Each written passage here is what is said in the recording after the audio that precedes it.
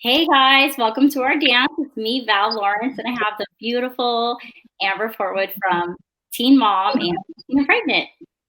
And I Thank just want to thank you. you. She's so sweet. I'm so excited. I said I'm so humbled to have you and such a regular person. So that's awesome. Yes, I am a regular person. I'm trying to find my angle so you can see me. What the crap? It's like Hard because it's like cut in half. I know. I know. It's like, where am I at here? Where am I at? We're I finding me. There we go. see it. Okay, perfect. Well, I just want to ask you, just how, first off, how are you dealing with this pandemic personally and in business? Um, wow. I mean, I mean, I think it's hit, well, obviously it's hit the world really hard, but it's starting to get tiny bit better. But it hit the Midwest, just it's like overnight, it felt like. Yeah. And where I live, which is in Indianapolis, it was where it was the worst. I mean, we hit the in the thousands very quickly within just a few days. It seemed like it was starting to double and triple, and just kept going and going and going. So, I mean, the number one thing that like I've said before, I'm an introvert, and I honestly I've always been kind of like, a homebody. So to me, I mean, the main thing for me that changed is just extra cleanliness, being extra careful with my kids, being extra careful with, when I like Uber Eats, obviously. Yeah, right. And I'll get like Uber Eats, just like wash my hands after everything, and like getting gloves and like things like that. And and I also just stopped like going to places a little bit. It's just, I've said it before also in an interview, like you'll go and pump gas, and then you'll kind of feel like, am I going to get sick, from touching this nozzle? Am I going to, from the person that's next to me? And you really hate feeling that way. But you deal with it, and you just deal with it the best way that you can, because this is a pandemic that everybody's dealing with. It doesn't matter, like, who you are. Diseases, things, they don't discriminate against anybody. I don't So think yeah, just extra cleanliness and just being extra aware of absolutely everything surrounding me. yeah. But I've been dealing okay, with everything. Sometimes, you feel um, a bit more lonely, a bit more, kind of like, oh God, I really want to go outside right now, but I'm kind of scared because this, that, Yeah. and the other. And there's people walking down the street with their dog. Like, and the one thing I think is my anxiety went up just a tiny bit, because I would see people walking around in the middle of it, which was about a month or so ago, when we really had, it was pretty bad. A month or two ago, where I saw a lot of people just walking their dogs with no mask on or anything, and I just would feel anxiety, and I'd be like, oh my God, please, like. But Yeah. I don't say anything because it's not necessarily my place to say anything. So I mean, And I'm a lot like you. I'm an introvert. So I think the thing for me was like you telling me I can't do anything. I'm like, hey. But anyways, I would have been yeah, living also. I just want yeah, to be told no. That's it. But I get it. And with CP, we're very high risk, so we must stay in the house too. Um, wow. but yeah, and this month is mental health awareness, and I love how transparent you are, and you share your experience. You've changed so many people's lives because you are definitely resilient. You're a fighter. You don't give up, but you show people that you can still get through, hard times. If somebody was to ask you that was maybe not in the best mindset right now, how do I deal with depression? How do I deal with anxiety? What would your advice be? The $1 million question I get every single day, honestly. Um, I have been through, when I get questions like that, it's usually a little bit more than that, to be honest with you. I get some pretty intense things, from, not to be too much, but I get from, how do you deal with depression, which The thing is with depression and mental illness, the fact is that, as of 2019, I believe there was a study out that 2/3 of people do not reach out for help.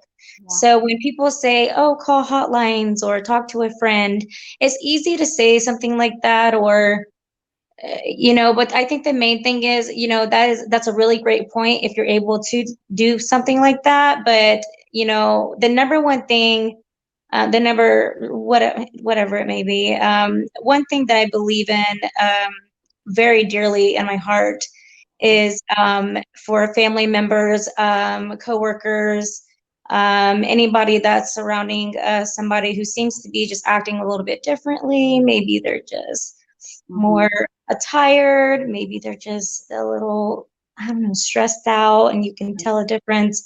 To really kind of communicate with them, talk to them, sit down and be open with them. And sometimes they'll be open with you, sometimes not, but I mean, at least you took that at least you tried.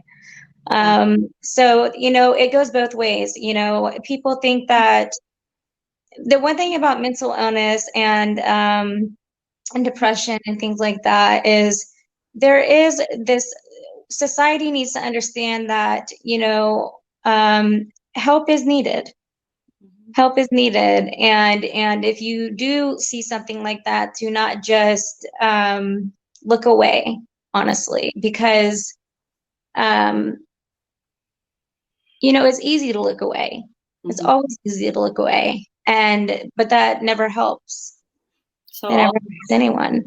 so pay attention to your surroundings and Yeah. be mindful if somebody's personality might seem a little off. Absolutely. And if you are a person that has the, if you're able to, take that step, that leap to get the help yourself, I mean, by all means, do it. The main people that I get, though, to share a story, if I may, Yeah. I get many people, I get many, many people. And there was a mother who had gotten a hold of me, and she had locked herself in her bathroom, and her child was outside of the bathroom, and she had broken glass and was Mm.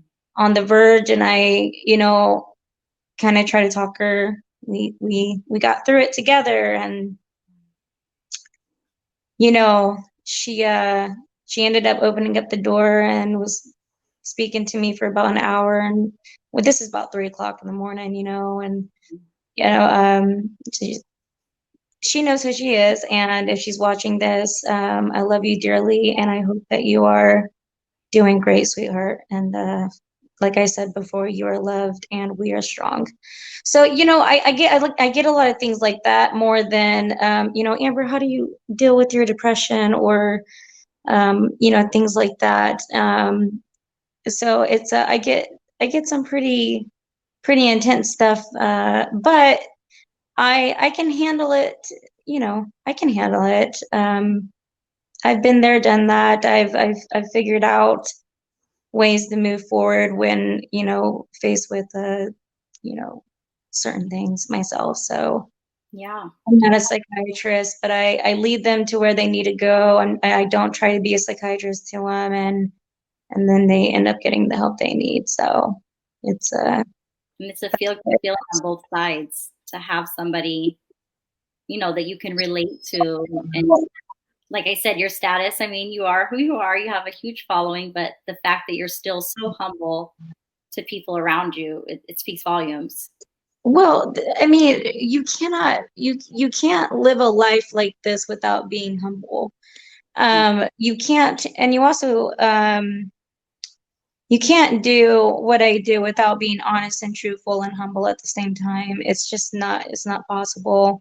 I think that, for me, I am, there's many things that I have. I have bipolar 2 disorder. I have borderline personality disorder. I have PTSD, and I have anxiety disorder. So there's a lot of different things that I understand. There's a lot of things that I make sure everything that I have, plus more, I always study, make sure that I know ways to, um, keep myself, just in the right mindset, as much as I can, especially today. It took me a really, really long time to get there, though.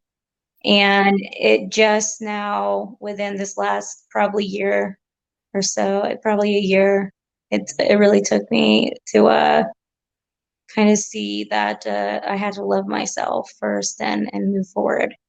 Yeah. So that was hard to do. I tell people a lot also, it's okay to be selfish sometimes. You have to know who you are to be good and healthy and happy for someone Yeah, else, yeah, especially mommy.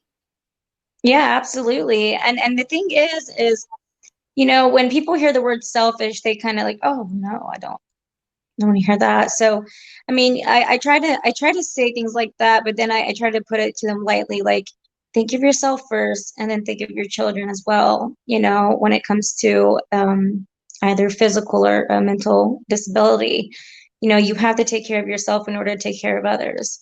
Um, Exactly. put the mask on before you put the mask on your child before you put the mask on yourself. On an airplane. So it's it's just what you have to do now. Before, I just wasn't necessarily doing that. I was trying to fill this void in me Mm. with other things, instead of really. Sorry, that's my dog. That's That's okay. she's a 220-pound massive. Oh, It's like that's a scary dog. This is big. no, she's a sweetheart. They're family dogs, My actually. husband wants one so bad. I'm like, I'm scared. He's like, no, they're good. Yes, they are. They're Yeah. family dogs. They're sweethearts. But yeah, you just you start to realize what's important in life and what you need to do. And like I said, it's from me mostly. I go to a psychiatrist once a week, and I also study what I need to study. So it's like I am an encyclopedia when it comes to psychiatry sometimes. Like Have you it's, ever it's considered a little coaching? weird. Huh? Have you ever considered coaching and Yeah, helping? I need to work on myself a little bit more, and then I'll consider coaching. I think I think you're amazing. when That's when I awesome. get to that point, I think I'll go there. I'm not quite there yet. Give me maybe another half a year or something. Let me learn a little bit more, um, and then I'll move forward with coaching. But I think that within the last 11 years, even through my hardest times, I kind of put myself to the side even when I wasn't supposed to, and coached Yeah. behind the scenes, to be honest with you. So, even when you're doing the wrong things, and even when you're going through hell and you're trying to tell this other person everything's going to be okay. It's hard to say it when you're when It's hard to say, but right. you feel this responsibility in a sense. So, Yeah. Well, I think you also like we were talking before, mental health, invisible disabilities, diseases. It's hard because you have to be aware. You have to watch, children with autism, things like that. My situation, there's no covering it. I got swag when I walk. It's just what it is. You can't. There's you no got hiding some it. swag, girl. Well, that's what I call it, swag. My swag. So my son doesn't think I'm cool when I say. I'm like, that's cool. It's not, mom. So, but it's true. People, Moms are cool. Like, you are cool. I told him that. Well, seeing me, he's like, mom. But I think it is important to talk about invisible disabilities or mental health because sometimes it's just not as obvious to the eye, but it doesn't mean it's just as important and it needs to be talked about. I agree with you. I do. I do. It's, we we have similarities, in many ways of we both are going through something every day. Hmm. Yes. We kind of talked about this before we started, it's, yours is just something that somebody can see, and maybe mine is something somebody can't see, but it's not a comparison in a sense. It's more of a, this is just what we go through, but we, digress. We keep moving, we persevere through whatever is thrown our way. Right. Um, Either it's a day that we don't want to get out of bed because, we're depressed, and then as we were talking about beforehand, people who have a lot of physical disabilities, they have a lot of depression as well. They Right. go through a lot of depression. I don't know if you have or what your story Definitely may have. be. Yeah. Yeah.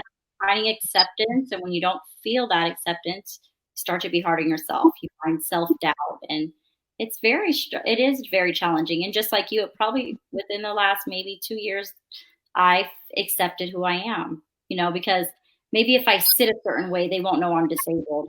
Or maybe if I don't do this. And there's so many things that I wanted to hide. But at the end of the day, I got 3 little kids looking up at me that I don't want them to ever feel discouraged. And it's so weird that you say maybe if I sit a certain way that maybe they won't know, because for me, it's maybe if I put a smile on my face and then maybe they won't know. Maybe if I joke or laugh, maybe they won't know that I'm really sad or depressed. Right. And, I think a lot of people look at me when it comes to my children as, oh, she doesn't care about her children. Those are the number one people in my whole entire Yeah. life. I think that the picture that has been painted is a bit messed up. And I felt the exact opposite. I feel like you do so much for your children, the love that you have for us. Honestly, I've, a lot of people are going to disagree with me, but the decision I made when, back in the day when I decided to go into prison, and I opted out of drug court because it wasn't working for me. I wanted to be clean for my family. I wanted to be clean for my daughter and be there for her. I knew that I wasn't going to be there for her if I didn't do something drastic. I tried to join the Marines. It didn't work Ooh, out. girl. They wouldn't take. Wow. That's a Yeah. lot. My mom brought me, actually. Yeah, they would take me. But um, so I had to do something really drastic, and I did do that for my family and my daughter, and that's something that people want to just forget about, and that's okay because it wasn't really for them. It was for my family and my daughter. Right. And for my son, I'm fighting as hard as I possibly can in every single way. I'm not going to stop.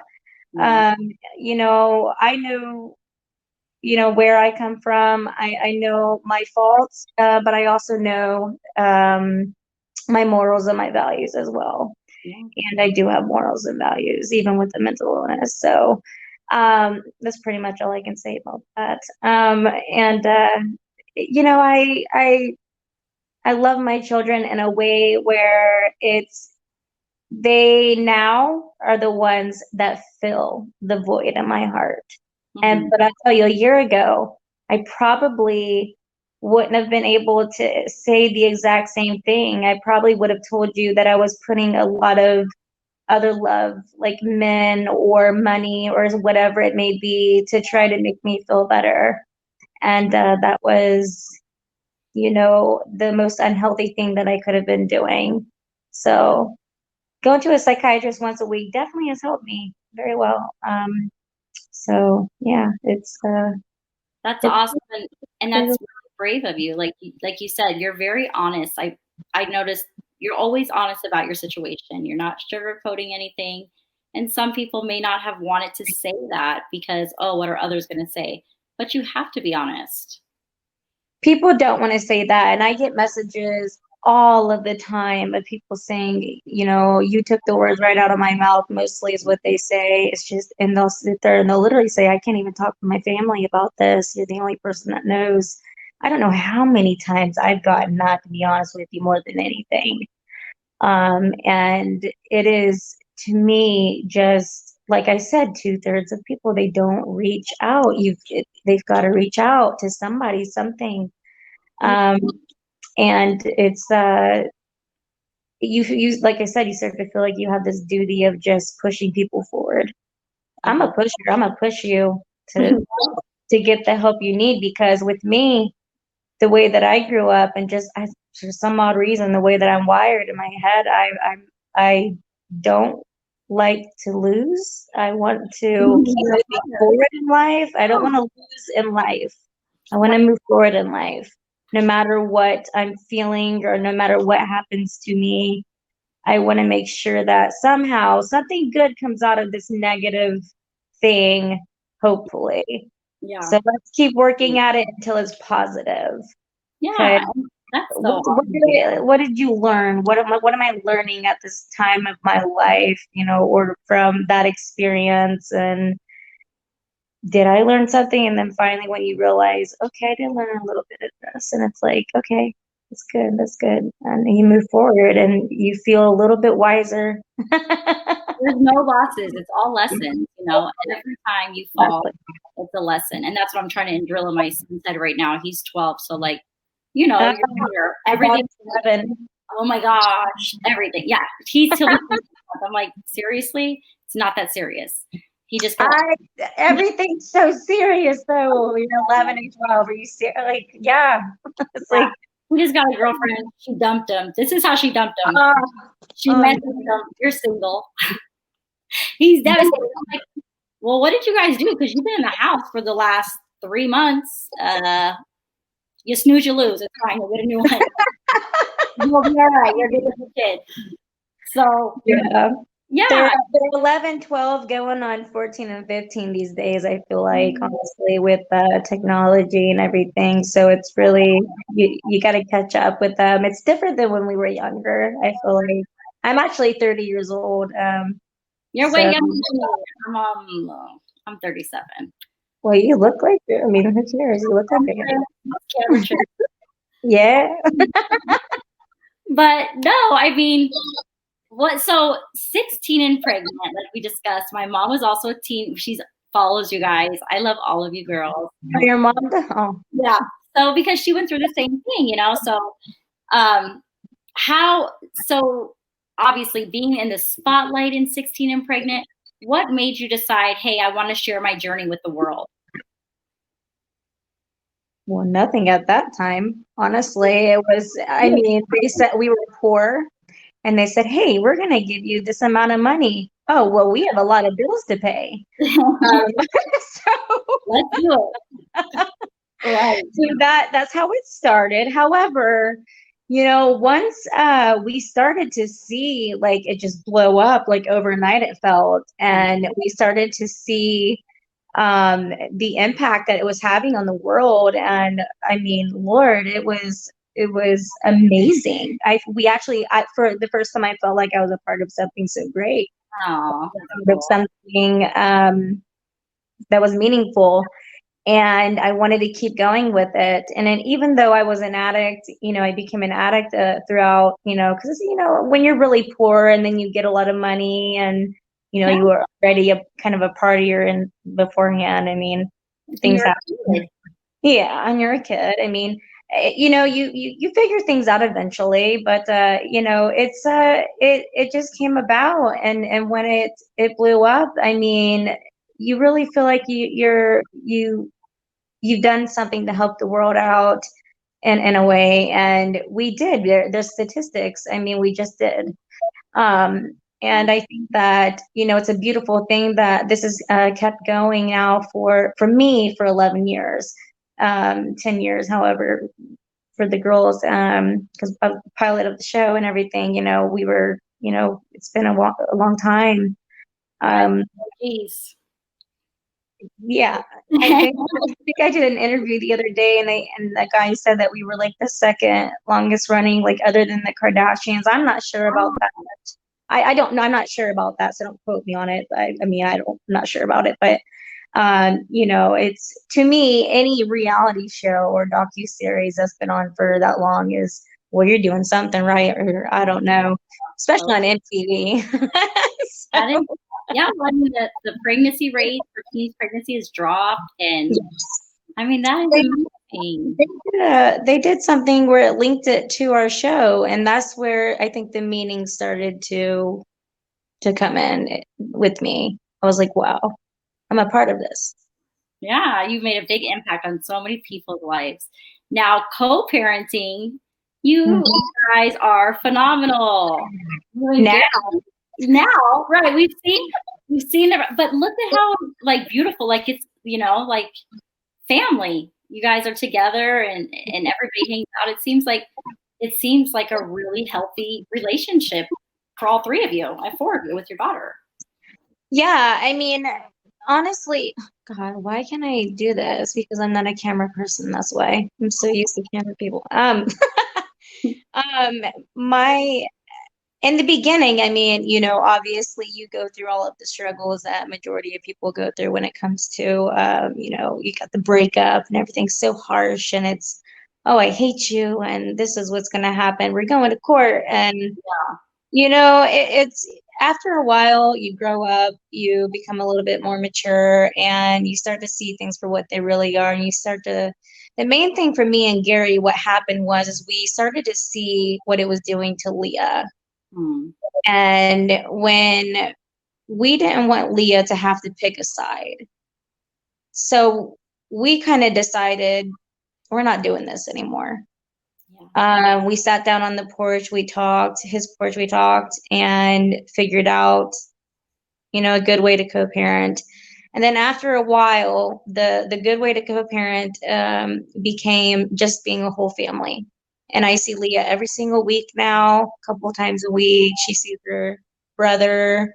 Very, Um, you know, it's amazing the way it is. And yes, they are family. It is family. There's yeah. no half brothers. There's no half sisters. It's Bubby. It's there's Sissy, and even Emily says, "Can I call him a little brother?" And yes, I can call Oh, him little brother, and which is Christina and Gary's daughter. And yeah, so there's no half anything. It's brother and sister, and this is Uncle Gary, and that's Aunt Christina. very. And he loves it. He really does. The one thing he loves is when Gary cooks. He likes Gary. He waits. He literally waits for Gary's food to be done to eat. He'll You cook stare at also? me. Are you a good cook, or are you still more like, let's get the Postmates? I like Postmates, but I do enjoy cooking. Let me tell you what, I'm actually a good cook. My mom's a great cook, and I watched her growing up. I really did. She's a great cook. She thinks I can't cook for some reason because I don't like cooking. I don't like cooking. Oh my Lord. Prepping and cooking. But I love my Uber Eats. I love my DoorDash. I'm telling you what, Postmates, because I just like restaurants. I do. I love restaurants. I like the nice ones, and sometimes I just want some Taco Bell, and I don't want to go out in the rain, so leave me alone. Yeah, So it's my husband's from South Africa, so when he came, I was not domestic and not really wanting to be, so I just didn't. But he's like, "You have to cook." Why do I have to cook? You have to like do stuff. I'm like, really? I do because I don't want to. well, I mean, it's sometimes it's therapeutic to cook. I mean, honestly, I love the one thing that I do is I cook for Bubby, when I have and stuff like that, and I do try to help out and do things like that. But sometimes, he Convenient. wants other stuff. He wants some noodles and company. Yeah, that's what he asked for. He wants their macaroni and cheese. Leave him alone. I think that's so awesome. Yeah, I mean, I have my oldest son is from a previous marriage. I've had some failed marriages, but whatever. I found my prince, and that's all that matters. Too old to ever start over again, so he's stuck. But you know, watching other people co-parent, it helps. It helps people that are not as good, or it's not as healthy of a relationship. So I enjoy watching you guys co-parent. I think it's a really awesome and healthy situation. Well, thank you. I appreciate that. We try, honestly. We really do. We're not perfect, but we try. Yeah, and it shows. You guys are doing great. Now, let me ask you one more question. If you could see the younger Amber, if you could speak to yourself as all the things that you've learned now, what advice would you give your younger self? Well, I think number one is to listen to your family because my family was giving me all of the signs. And Mm, which is same thing I was saying earlier about, when you see something that's going on, make sure you say something. My family was really there for me. They were telling me, Amber, you need help, you need this, you need that, and I just didn't listen to them. Yeah. But eventually I got pushed into it, and I even something that people don't know, and I don't even know if I'm allowed to say this or not, but I'm going to. Is I was pushed. There was one time, actually, in my MTV contract, I was told that I had to go to a therapist in order to resume with um, the show. And it helped out a lot. And that was 10 years ago. And ever since I've been going. So honestly, I mean, it really helped me out. I mean, not to give them too much credit because they make me mad sometimes. But, Can't do that. um, but they definitely got it started for me, and it's not in my contract anymore. But Yeah. I do it myself now. And one thing I can say to people is go to therapy if you can. Go to therapy. Go to a psychiatrist, please. Don't wait. There's Yeah. no, we don't, we can't. There's no such thing as waiting because we don't know how we're going to wake up one And day. investing So, in yourself. Investing in yourself is important. You'll, yes. it's unbiased. I agree. I agree entirely. I think it's such a good thing to be able to talk to somebody and just get it all off your chest, because even going to a friend, you may say Yeah. something and a friend may look at you differently, but you don't need that right now. Yeah. They may not agree with something you said, and right now you need somebody who's not gonna just gonna listen and give you their advice. All Yeah. you- exactly what you said, I mean, was exactly what I was about to say. And it's you just sometimes need somebody to listen. Yeah. That's it. You want to vent. That's it. Let me vent. Let me just, I want to, can I say the word bitch? You can say that. It's Yeah. okay. Sometimes you just want a bitch, Right. Let Yeah. me And, Exactly. and sometimes afterwards you just feel so amazing. Or maybe you just want to cry. Let him just Mhm. cry instead of crying and then cry alone sometimes. Who cares? I mean, It's okay let to it not out. be okay. Don't feel like you're the only person going through this. There's so many people that are not okay. Obviously, we want to help you get okay, but it is okay to not be okay. I Yeah, believe that. yeah, absolutely. And the one thing about that saying is, like I said, and I will keep going. I'm just one of statistics and I'm one of facts. And people just have to listen to those words. It's okay to not be okay, and they just have to understand that. Yeah. It's there's a stigma that we have that there's a stigma in the physical world and in the mental world that is just not going away. It hasn't went away for centuries. Mhm. Okay. And, back in the day, they used to throw us away, honestly. And today they're still kind of pushing us in the back burner, but there's more resources, and that's what the best thing is. So Yeah. if we can just keep pushing it and get the word out and do what we're doing, exactly what we're doing right now, then that is the most amazing thing that we possibly can do, because I feel that if we can inspire one person in the next generation, well, then they'll keep going. Mhm. Whatever we say, I mean, it's just like philosophers back in the day. They inspired other philosophers to keep going and to keep going as scientists and things like that, keep going, and more was learned. So here we are today. So, we might be small at the time in our minds, but something bigger can come through it, through us just talking right now. We just don't know. We don't. But yeah, you're exactly right. We don't know what's going to happen out of it. And I'm Mhm. so humble and thankful for you to come on to my little show, my little, but it could be big for someone. Well, I've enjoyed being on your little show. I don't think it's little. I think it's been great. So thank you so much for having me on. I wasn't going to pass it up. So, Yes, it was such a pleasure meeting you and talking to you. Now, if people want to follow you, I mean, I don't know who doesn't know who you are, but where can everyone find your stuff? well, On TV. I don't know if everybody knows who I am, but I don't know, do they? I can't see that's the weirdest thing. I don't think about myself like that. So I'm Anderson girl, you know. So Yeah. I don't know. I'm on Instagram. I'm verified, just put my name in on Instagram, put my name, Amber Portwood, put my name in on Twitter, put my name. But see, the thing is I gave my Instagram, my Twitter over to my manager because I'm trying to stay away from the negative stuff right now until a lot of things, happen. But you can find me actually on Snapchat that's not verified. There you go. And you'll know who I am because I'll post pictures and stuff. You'll know exactly who I am. And most of the time I'll just be saying good night or sending love or have a good day or It's I don't know. awesome. I sang a couple times on there and it sounded horrible.